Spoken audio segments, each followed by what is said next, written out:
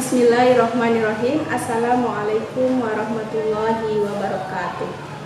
Yang terhormat Ibu Pengawas PAI Kecamatan Cilacap Utara dan Jeruk Legi, beliau Ibu Dr. Anda Anisatul Umniyah MPD.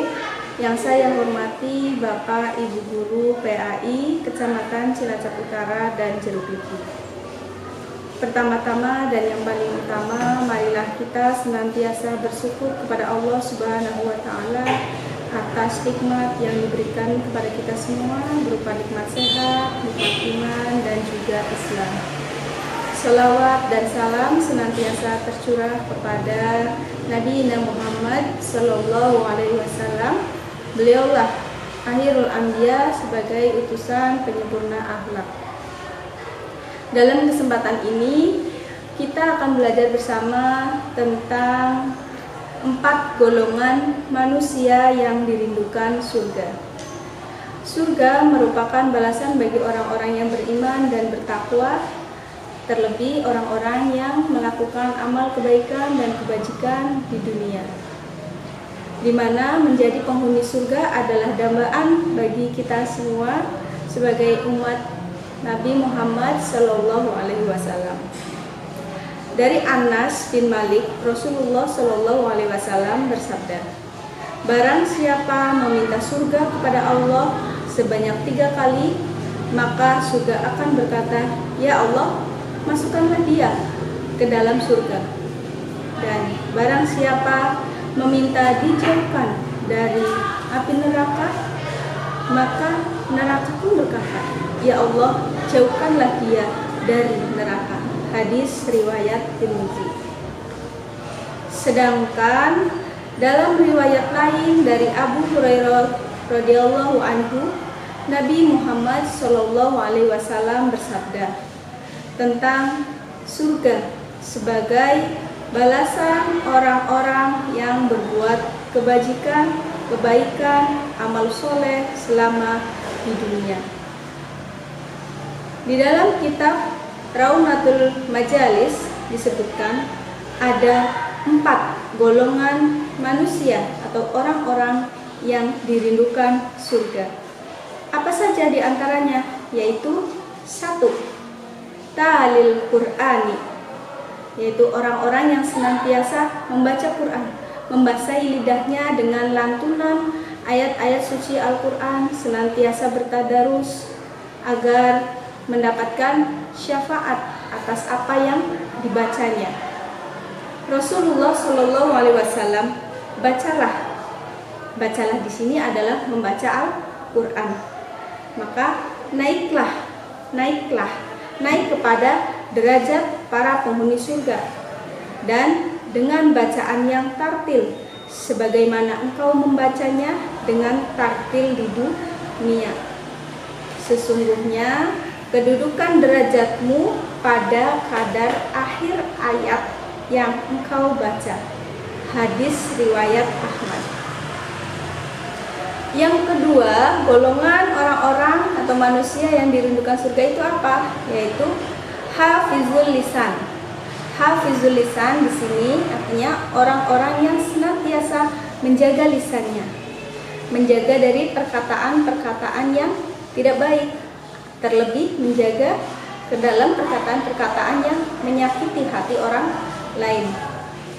Sebuah cerita ada bahwa sesungguhnya sebaik-baiknya perkataan adalah perkataan yang bermanfaat. Jika kita tidak bisa mengucapkan perkataan-perkataan yang baik, maka hendaklah diam.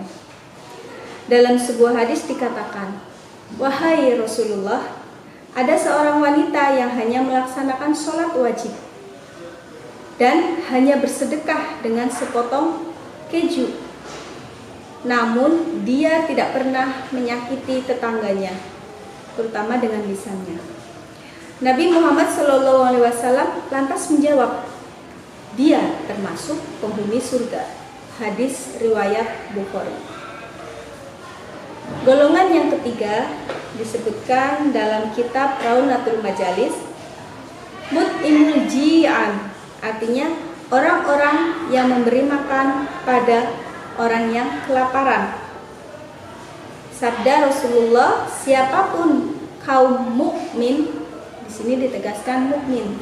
Berarti kita yang senantiasa bersyukur berada di jalan Allah, yang memberi makan mukmin lain yang kelaparan, maka pada hari kiamat nanti Allah akan memberinya makanan dan buah-buahan dari surga. Hadis riwayat Tirmizi. Dari ketiga tadi ada yang keempat, yaitu sho'imun atau sho'imin fi syahri Ramadan. Maknanya orang yang berpuasa di bulan Ramadan. Alhamdulillah kita semua senantiasa tergabung dalam golongan yang keempat ini juga. Surga memiliki banyak pintu untuk orang-orang yang layak, orang-orang yang tepat masuk di dalamnya. Pintu tersebut ada yang dinamakan Ar-Rayyan, yang hanya dimasuki orang-orang yang berpuasa. Dalam sebuah hadis dikatakan, "Wahai hamba Allah, ini adalah hasil kebaikanmu di dunia. Jika ia ahli sholat, maka ia akan masuk melalui pintu sholat, yaitu babus sholat. Jika ia ahli sedekah, maka ia akan masuk melalui pintu sedekahnya. Jika ia ahli jihad, maka orang tersebut akan masuk melalui pintu jihad, babu jihad. Dan jika ia ahli puasa atau senantiasa mengamalkan puasa, terutama bagi kita semua di bulan Ramadan, yaitu puasa wajib, maka orang-orang tersebut tergolong orang-orang yang masuk melalui pintu Ar-Rayyan, yaitu ahli puasa. Hadis riwayat Bukhari Muslim. Demikian kultum singkat pada hari ini, pada sore ini. Semoga bisa lebih bermanfaat untuk terutama saya sendiri, dan semoga amal ibadah yang kita semua lakukan dapat mengantarkan kita kepada jannahnya Allah dan kelak menjadi timbangan amal kebaikan untuk kita semua. Amin amin ya robbal alamin.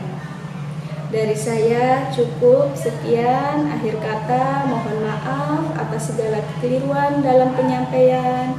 Wabillahi taufiq wal hidayah. Wassalamualaikum warahmatullahi wabarakatuh.